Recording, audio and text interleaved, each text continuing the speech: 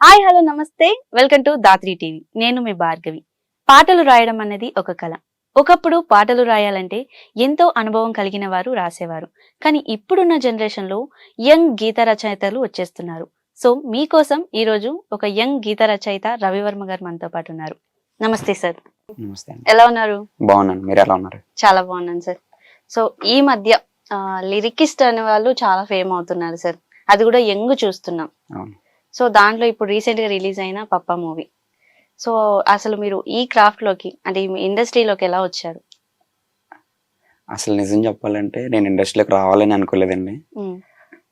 నేను BTech final ఇయర్లో ఉన్నప్పుడు రాయడం మొదలు పెట్టాను. ఓకే. ఆ తర్వాత అంటే ఫ్రెండ్స్ వాళ్ళు బాగా రాస్తున్నాను ఎంకరేజ్ చేయడం. ఆ తర్వాత నేను చూసుకున్నాను నిజంగా బాగా రాయగలుగుతున్నానా లేదా నేనని. Okay. So when I compared with others అనిపించింది అనమాట, ఓకే మనం బాగా రాయగలం. సో మన ఫీల్డ్ ఇది అని అప్పుడు నేను ఫిక్స్ అయ్యాను అనమాట. ఫిక్స్ అయిన తర్వాత అంటే ముందు కంటే మనం బాగా రాయడం ఎలా అన్నది నన్ను నేను మెరుగుపరుచుకుంటూ, అంటే నిజం చెప్పాలంటే మొదట్లో రాసినవి ఇప్పుడు నేను చదివితే నాకే నవ్వు వస్తుంది అనమాట. సో డే బై డే నాకు నేను మెరుగుపరుచుకుంటూ ఇలా ఇండస్ట్రీలోకి రావాలని ఫిక్స్ అయ్యాను. వచ్చిన తర్వాత అలా అవకాశాల కోసం చూస్తూ మెల్లగా ఇప్పుడు ఎలా ఉన్నా. ఓకే. రవివర్మ గారు అంటే మీ అసలు పేరు అదేనా? అదే అండి. అది. ఓకే. అంటే మార్చుకోవడం అంటే ఏం లేదు. అంటే మీరు పుట్టింది పెరిగింది మొత్తం ఎక్కడండి? మాది అనకాపల్లి జిల్లా అండి. రాంబిల్ అనే ఒక విలేజ్ మాది. ఓకే. అక్కడే పుట్టింది పెరిగింది అంతా అక్కడే. నేను 2019 నుంచి హైదరాబాద్ లో ఉంటున్నా ఇండస్ట్రీ కోసం అని. అంటే మీరు చదువుకుంటున్నప్పుడే అంటే ఇండస్ట్రీ హైదరాబాదు ఇవన్నీ అప్పుడు మీకు తెలుసా? తెలుసంటే తెలుసంతే, అసలు నేనంటూ వస్తానని అయితే ఎప్పుడు అనుకోలేదు. అసలు అంటే చాలా మంది చెప్తూ ఉంటారు చిన్నప్పటి నుంచి సినిమాల మీద ఇష్టం. నా వరకు అయితే అలా లేదు. నేను బీటెక్ అయిన తర్వాతే నిర్ణయించుకున్నాను రావాలని చెప్పి. ముందు నుంచి అయితే సినిమాలు అంటే పిచ్చి కానీ అలాంటివి ఏం లేదు. ఏదో నా లైఫ్ నాది, చదువుకున్నాం జాబ్ అన్నట్టుగానే ఉన్నాను తప్ప బీటెక్ అయిన తర్వాత నేను రాయడం మొదలు పెట్టా. కాకపోతే చిన్నప్పటి నుంచి తెలుగు అంటే బాగా ఇష్టం నాకు. తెలుగు భాష మీద చాలా మంచి అవగాహన పట్టు ఉంది. అది కొంచెం ప్లస్ అయింది అనిపిస్తుంది నాకు. అది చిన్నప్పటి నుంచి తెలుగు బాగా చదవడం నేర్చుకున్నాను. అది కొంచెం బాగా ఉపయోగపడింది నాకు. ఓకే. అంటే ఇప్పుడు రాయడం అంటే మనం నార్మల్ గా జనరల్ గా అందరూ రాస్తూ ఉంటారు. సో పాట రాస్తున్నాం, ఇది పాట, ఇది పల్లవి, ఇది చరణం, ఇవన్నీ ఎలా తెలిసింది? అదే అండి చెప్పాను కదా, నేను ముందు నాకంటే ఈ రోజు నేను బాగుండాలని అనుకుంటా. అదే విధంగా మనం ఒక ఫీల్డ్ లోకి రావాలనుకున్నప్పుడు అందులో తప్పులు ఏంటి, హెచ్చు తగ్గులేంటి అన్ని తెలుసుకోవాల్సి ఉంటది. నేను అంటూ ప్రత్యేకంగా శిక్షణ ఏం తీసుకోలేదు, కానీ తెలుగు పాటలు బాగా వినడమే నాకు బాగా ఉపయోగపడింది. పాత పాటలు బాగా వినడం అంటే మనం పాత పాటలే మనకి ఒక గ్రంథం లాంటిది అనమాట. మనకంటే ముందు రాసిన లిరిసిస్టులు ఎవరైతే ఉన్నారో వాటిని బాగా అబ్జర్వ్ చేస్తే మనకు సరిపోతుంది అనిపిస్తుంది నాకు. అంతే, ఎంతో కొంత దేవుడు ఇవ్వాలి రాయగలగాలంటే అంతే. సో మీరు అక్కడ అంటే రాయడం అక్కడ మొదలు పెట్టి హైదరాబాద్ వరకు వచ్చి ఇండస్ట్రీలోకి ఏంటి అంటే వీటన్నిటికి ఎవరు సపోర్ట్ చేశారు మీకు? ఆబ్వియస్ గా ఇంట్లో సపోర్ట్ ఉంటేనే రాగలుగుతాం. ఇండస్ట్రీలో సర్వైవ్ అవ్వాలంటే ఖచ్చితంగా ఇంట్లో సపోర్ట్ ఉండాలి. నా వరకు నాకు దేవుడి దయ వల్ల మంచి అమ్మా నాన్న ఉన్నారు. వాళ్ళు ఇప్పుడు కూడా నన్ను ఎప్పుడు నేను ఈ ఫీల్డ్ లోకి వెళ్తానంటే వద్దనలేదు. నాలో టాలెంట్ ఉందని వాళ్ళు నమ్మారు, నన్ను సపోర్ట్ చేశారు. అంటే ఇండస్ట్రీకి రావడానికి అంటే మీకు ఎవరైనా రిలేటివ్స్ గానీ ఫ్రెండ్స్ గానీ అలా ఎవరైనా? అసలు జీరో అండి ఇండస్ట్రీలో, నాకంటే ఎవ్వరు లేరండి. నేను 2019లో ఇండస్ట్రీకి వస్తే స్క్రీన్ పైన నా పేరు చూసుకోవడానికి 5 సంవత్సరాలు పట్టింది. 2024లో నేను చూసుకున్నాను నా పేరు మొదటిసారి. రివైండ్ అనే మూవీలో 2 పాటలు రాశాను. ఆ 2 పాటలు, ఒకటి జావేద్ అలీ గారు పాడారు, ఫాదర్ సెంటిమెంట్ సాంగ్, అది మంచి పేరు వచ్చింది. అండ్ ఇంకొకటి సాఫ్ట్వేర్ వద్దురా మామ అని చెప్పి ఫోక్ బీట్ లో సాఫ్ట్వేర్ కష్టాల మీద ఒక పాట. అది కూడా చాలా అది మిలియన్స్ లో ఉందండి. 1 మంత్ ట్రెండింగ్ లో ఉంది ఇన్స్టాలో. అది 3 మిలియన్ పైన వ్యూస్ బాగా వచ్చింది, చాలా బాగా రీచ్ వచ్చింది. సో అవకాశం ఎలా వచ్చింది మీకు అంటే ఆ మూవీస్ లో రాయడానికి? రివైండ్ మూవీకి వచ్చేసి చాలా విచిత్రంగా వచ్చిందండి అవకాశం. ఒక ప్రొడ్యూసర్స్ బ్యానర్స్ రిజిస్టర్ చేస్తారు కదా, వాళ్ళకి ఒక ప్రొడ్యూసర్స్ గ్రూప్ ఉంటది, వాట్సాప్ గ్రూప్ ఉంటది. బ్యానర్ రిజిస్ట్రేషన్ చేసిన వాళ్ళందరిలో ఒక వాట్సాప్ గ్రూప్ ఉంటది అనమాట. అయితే నాకు తెలిసిన ఒక ఫ్రెండ్ అలా బ్యానర్ రిజిస్ట్రేషన్ చేయించుకున్నాడు. వాడిని ఆ గ్రూప్ లో యాడ్ చేశారనమాట. చేస్తే ఆ గ్రూప్ లో ఒక లిరిసిస్ట్ కావాలని చెప్పి ఎవరో ఒక ఆయన అడిగారు. ఒక ఆయన అడిగితే మా ఫ్రెండ్ నా కాంటాక్ట్ షేర్ చేశాడు, ఈజ్ వెరీ టాలెంటెడ్ అన్నట్టుగా షేర్ చేశాడు. షేర్ చేస్తే ఆయన నన్ను కాంటాక్ట్ చేశారు, కానీ ఆయనకి నాకు సెట్ కాలేదు, నేను ఆయనకి పాట రాయలేదు. So in the same group మా రివైండ్ డైరెక్టర్ కమ్ ప్రొడ్యూసర్ ఉన్నారనమాట. ఆయన కూడా అది చూసి నాకు కాంటాక్ట్ చేశారు. కాంటాక్ట్ చేస్తే ఆయన నాకు కాల్ చేసి ఇలా ఫాదర్ సెంటిమెంట్ ఒక సాంగ్ ఉంది అని చెప్తే నేను రాసి పంపించాను. అది వాళ్ళకి నచ్చింది. నచ్చిన తర్వాత ఆఫీస్కి రమ్మని చెప్పారు. ఆఫీస్కి వెళ్ళిన తర్వాత ఇంకొక పాట కూడా రాయాలి అని చెప్పి అన్నారు అనమాట. ఇది నచ్చిన తర్వాత అది సాఫ్ట్వేర్ వద్దురా మామ సాంగ్. ఆ సాంగ్ ఆన్ స్పాట్ లో ఆఫీస్ లో 1.5 hour లో కంప్లీట్ చేసేసాను. అక్కడికక్కడ అప్పటికప్పుడు అయిపోయింది అనమాట. అది శ్రీకాకుళం ఫోక్ ఉన్న ట్యూన్ ఒకటి తీసుకొని చేసామన్నమాట. అది కూడా మంచిగా వచ్చింది. ఆ తర్వాత ఆయనే ఓన్లీ పాటలే రాస్తారా మీరు, లేదంటే ఇంకేమైనా చేస్తారంటే, లేదంటే నేను డైరెక్షన్ డిపార్ట్మెంట్ కూడా చేస్తాను, 2 సినిమాలు చేశాను అసిస్టెంట్ డైరెక్టర్ గా అంటే అప్పుడు రెవెన్యూ సినిమాకి అసిస్టెంట్ డైరెక్టర్ గా కూడా తీసుకున్నారు. అంటే మీరు ఈ పాటలు రాయడమే కాకుండా అసిస్టెంట్ డైరెక్టర్ గా కూడా వర్క్ చేశారు? నేను 3 సినిమాలకి అసిస్టెంట్ డైరెక్టర్ గా చేశానండి. ఇప్పుడు ప్రెసెంట్ అసోసియేట్ గా చేస్తున్నా. ఇది వెంకటలక్ష్మి అనే మూవీకి చేస్తున్నా, Payal Rajput lead role. Venkatalakshmi. Okay. And ఈ సాంగ్స్ రివైండ్ తర్వాత మీరు చేసింది ఏంటి? పప్ప అండి. పప్పకి సింగిల్ కార్డు 7 పాటలు. అది కూడా నాకు వాట్సాప్ గ్రూప్ ద్వారానే వచ్చింది అవకాశం. అంటే ఇక్కడ ఎవరు పరిచయస్తులు అసలు ఏదో నేను రాసింది నచ్చి వాళ్ళు పిలిచి రాయించుకున్నారు అంతే. మీ ఓన్ టాలెంట్ తోనే పిలిచారు అందరూ. అంతే. ఈ రివైండ్ మూవీ రిలీజ్ అయినప్పుడు సేమ్ ఇలాగే నేను పాటలు రాశానని చెప్పి మా ఫ్రెండ్ ఒకడు ఒక వాట్సాప్ గ్రూప్ లో షేర్ చేశాడు. షేర్ చేస్తే ఆ గ్రూప్ లో ఈ పప్ప ప్రొడ్యూసర్ ఉన్నారు. ఆయన చూసి, అయితే మీ ఫ్రెండ్ వెరీ టాలెంటెడ్ అంటున్నారు కదా, ఒకసారి నన్ను కాంటాక్ట్ చేయమనండి, నాకు ఇలా ఎమోషనల్ సాంగ్స్ కావాలి అని చెప్పి కాంటాక్ట్ చేశారు. కాంటాక్ట్ చేసిన తర్వాత నాకు యాక్చువల్ గా ఈ పప్ప మూవీ ఏదైతే తమిళ్ వర్షన్ ఉందో, డాడా చాలా చాలా ఇష్టమైన మూవీ అన్నమాట నాకు. అది చాలా ఎమోషనల్ గా కనెక్ట్. నాకు ఫాదర్ సెంటిమెంట్ చాలా ఇష్టం, మా డాడీతో నాకు అటాచ్మెంట్ ఎక్కువ. సో ఆ సినిమా అంటే నాకు చాలా ఇష్టం. అది నా దగ్గరికి వస్తుంది అవకాశం నేనైతే అనుకోలేదు. అండ్ అది కూడా ఎలా అంటే, ఆ పప్ప మూవీ డబ్బింగ్ అయిపోయింది, తెలుగులో పాటలు కూడా వేరే వాళ్ళతో రాయిపించేసుకున్నారు, అంతా అయిపోయింది. అయిపోయిన తర్వాత ప్రొడ్యూసర్ గారికి ఆ పాటలు నచ్చలేదు. అప్పుడు తను చూస్తున్నారు అనమాట, సమ్ కొత్త టాలెంట్ కోసమనో లేదు మరి చూస్తున్నారు. ఆ టైంకి లక్కీగా నేను కనబడడం జరిగింది. ఆయన ఫస్ట్ ఒక పాట రాయమన్నారు, రాసిన తర్వాత బాగా రాస్తున్నావు మొత్తం నువ్వే రాయని చెప్పేసి మొత్తం 7 పాటలు నాతో రాయిపించుకున్నారు. 7 పాటలు నేనే రాశాను. అది కూడా 7 రాత్రిలోనే రాశాను. ఈ రోజు రాత్రి పాట రాయడం, రేపు రికార్డింగ్, ఈ రోజు రాత్రి పాట రాయడం, రేపు అంటే టైం లేదన్నారు. అప్పుడు వెంటనే రిలీజ్ కి వెళ్ళిపోదాం అన్నారు. వెంటనే రిలీజ్ కి వెళ్ళిపోదాం, నాకు టైం లేదు, నాకు 1 week టైం ఉంది, నువ్వు ఏం చేస్తావు నాకు తెలియదు, రికార్డింగ్లు అన్ని కూడా నువ్వే చూసుకో అని చెప్పి మొత్తం నాకు అప్ చెప్పేసి చేపిస్తే మొత్తం అన్ని రికార్డింగ్లు కూడా నేనే దగ్గరుండి చూసుకొని అన్ని చేసుకున్నాను. ఓకే. అంటే ఇప్పుడు మీరు అంటే ఫర్దర్ గా కూడా ఈ దీంట్లోనే పాటలు రాస్తూ కంటిన్యూ అవుతారా, లేదంటే ఈ డైరెక్షన్ డిపార్ట్మెంట్ లో కంటిన్యూ అవుతారా? ఫైనల్ ఎయిమ్ వచ్చేసి డైరెక్షన్ అండి. అలాగని పాటలు రాయడం అయితే వదిలేను. పాటలు నాతో నేను రాయడం నచ్చి రాయిపించుకున్న రోజులు రాస్తూనే ఉంటాను ఖచ్చితంగా. అంటే నెక్స్ట్ ఏ ప్రాజెక్ట్స్ ఉన్నాయి సార్? ప్రెసెంట్ ఇప్పుడు వెంకటలక్ష్మి చెప్పాను కదండి, పాయల్ రాజ్పుత్ లీడర్ లో, అదొకటి ఉంది. ఒకటి టాక్స్ లో ఉంది, ఇంకా ఫిక్స్ అవ్వలేదు. అది కూడా మంచి ప్రాజెక్టే, ఇంకా ఏం చెప్పడానికి లేదు ప్రస్తుతానికి. ఓకే. అంటే రవివర్మ గారు అంటే ఇప్పుడు వరకు అంటే ఇండస్ట్రీకి అయితే వచ్చేసారు, మోస్ట్లీ మీరు వచ్చేంత 5 years అవుతుంది. 5 years అంటే దానికన్నా ముందు ఏమైనా అప్ అండ్ డౌన్స్ ఏమైనా చూసారా, ఫ్యామిలీ తరపున గానీ మీరు ఓన్ గా ఫేస్ చేసిన గానీ? అంటే పర్సనల్ లైఫ్ లో రెగ్యులర్ గా అందరికి ఉండేవే. నేనైతే ఇండస్ట్రీకి వద్దాం అనుకోలేదు కాబట్టి ఇండస్ట్రీ పరంగా ఏ కష్టాలు లేవండి. నార్మల్ గానే బీటెక్ అయిపోయింది, జాబ్ కోసం ట్రై చేశాను, కాంపిటేటివ్ కి ప్రిపేర్ అయ్యాను. ఆ కాంపిటేటివ్ ప్రిపేర్ అవుతున్న టైంలోనే పూర్తి స్థాయిలో రాయడం మొదలు పెట్టాను నేను రాసినవి పోస్ట్ చేయడం, అందరూ నన్ను మెచ్చుకోవడం, రకరకాల పరిచయాలు. అప్పుడు అనిపించింది అనమాట, సో నా ఫీల్డ్ ఇది, నేను వెళ్తున్న ఫీల్డ్ కరెక్ట్ కాదు, సో నా టాలెంట్ ఇందులో ఉంది, ఇటు రావాలని చెప్పి అప్పుడు ఫిక్స్ అయ్యి ఇంకా వచ్చేసాను అనమాట. ఓకే. అంటే ఈ 5 years లో మీరు ఎలాంటివి ఫేస్ చేశారు? అంటే హ్యాపీయా లేకపోతే ఏమైనా సాడ్ మూమెంట్స్ ఏమైనా ఫేస్ చేశారా? సాడ్ అంటే చెప్పాలంటే, కష్టాలంటే ఉంటాయి ఇండస్ట్రీలో, ఆ కష్టాలను ఇష్టపడితేనే రావాలి. అంటే మనం ముందే తెలుసుకునే వస్తాం. అది ఖచ్చితంగా సినిమా ఇండస్ట్రీ అంటేనే 95% ఫెయిల్యూరే, 5% సక్సెస్ రేట్ ఉంటది. అది తెలిసే వస్తాం కాబట్టి ముందుగా మెంటల్ గా ప్రిపేర్ అయ్యి ఉండడమే కరెక్ట్. ఓకే. ఆ కష్టాలనే ఉంటాయండి. కష్టపడిపోయాను అని చెప్పుకుంటే కష్టమే. లేదు నేను ఇష్టపడి చేసుకున్నానంటే ఇష్టమే. ఇష్టమే. అంతే. ఓకే. అంటే ఈ 5 years లో మీరు జర్నీ చేశారు కాబట్టి ఎవరైనా ఇలాగా యంగ్ వాళ్ళు ఇప్పుడు వస్తున్నారు కాబట్టి డైరెక్షన్ డిపార్ట్మెంట్ గానీ లిరికిస్ట్ గానీ అలా వస్తూ పాటలు రాస్తున్నారు కానీ నేను పాటలు రాయగలుగుతాను అని అనుకునే వాళ్ళు కూడా చాలా తక్కువ మంది ఉంటారు, తెలిసి తెలియని వాళ్ళు. అలాంటి వాళ్ళు ఇండస్ట్రీకి రావాలి అని అంటే మీరు ఇచ్చే సజెషన్స్ ఏంటి?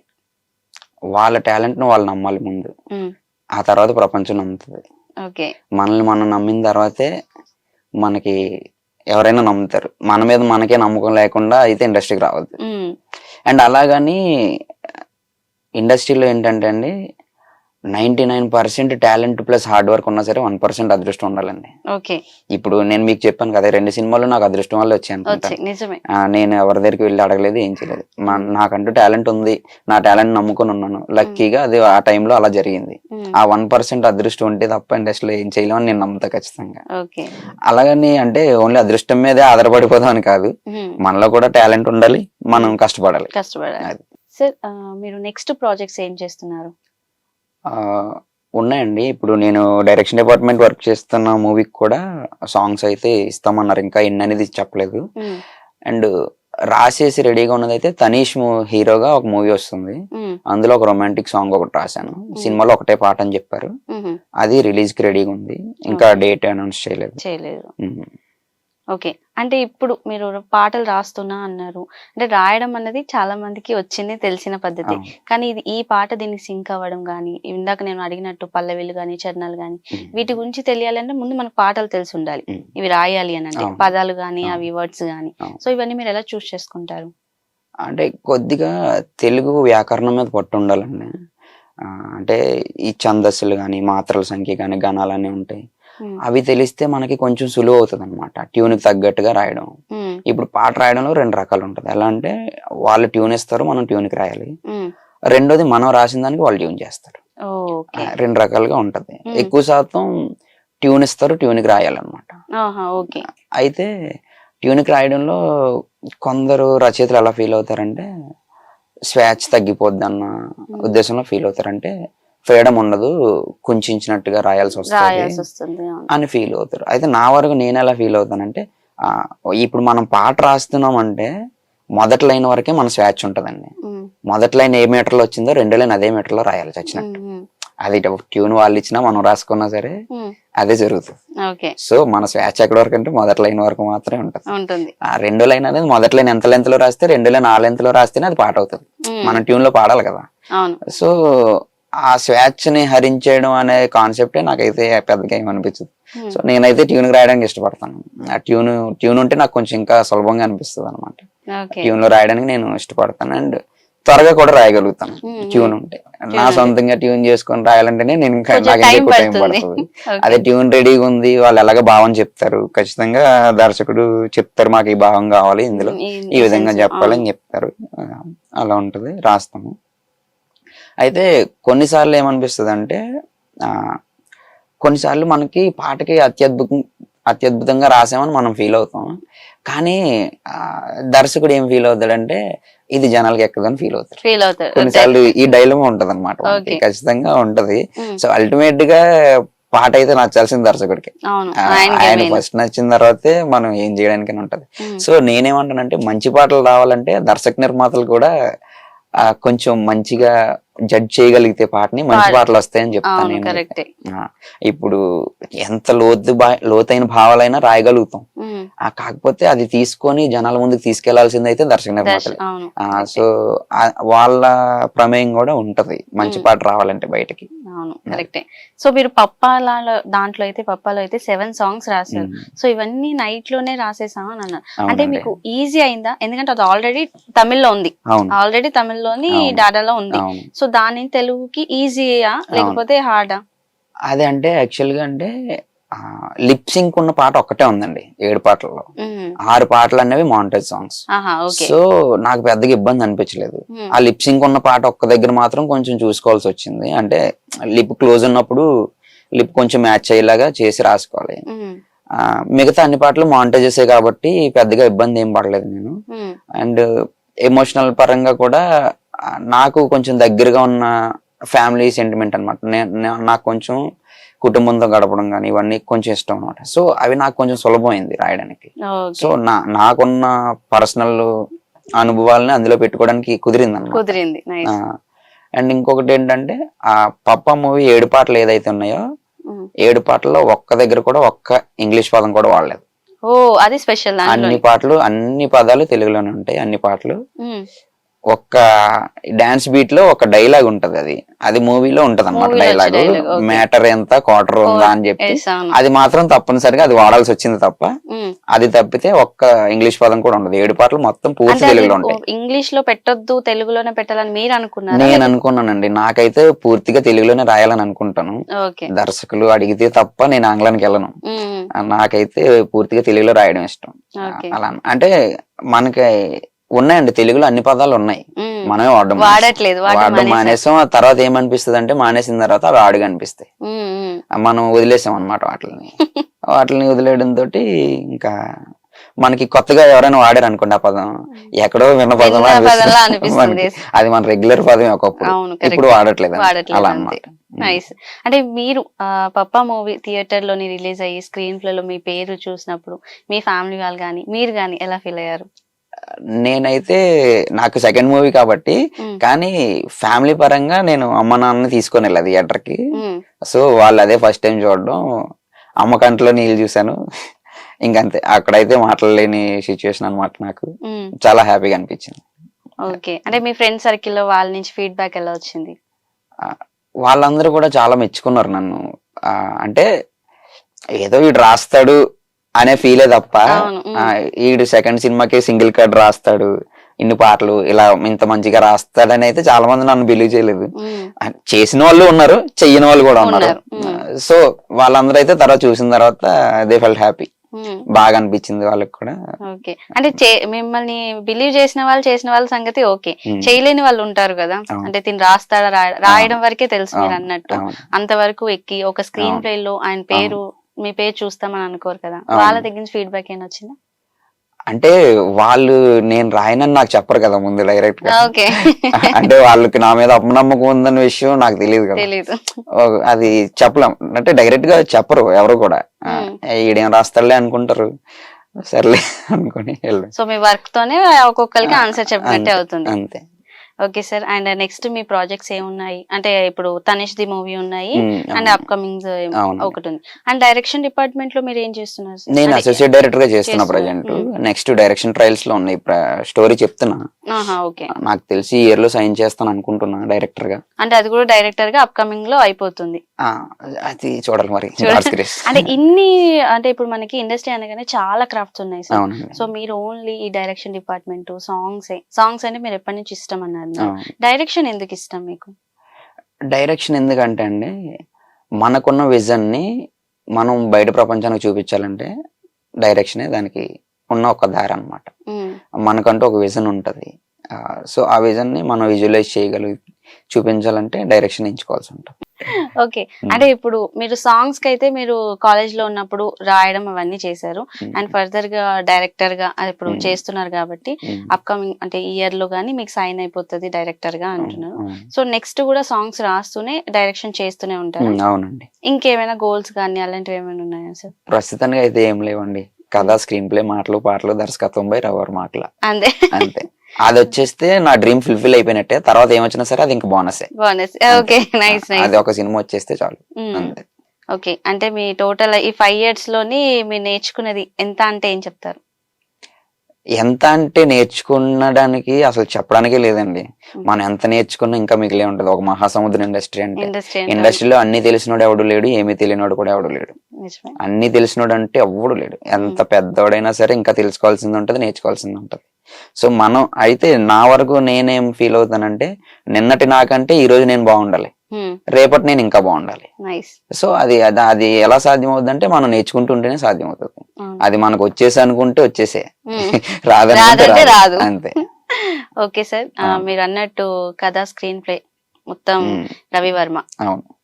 ఖచ్చితంగా అది వస్తుంది బై ఫ్యూచర్ లోని. ఖచ్చితంగా మీరు ఎలా అయితే లిరికిస్ట్ అని థియేటర్ లోని స్క్రీన్ ప్లే మీద చూసుకున్నారో అలానే మీరు ఒక డైరెక్టర్ గా కూడా ఖచ్చితంగా మీ డ్రీమ్ ని ఫుల్ఫిల్ చేసుకుంటారు.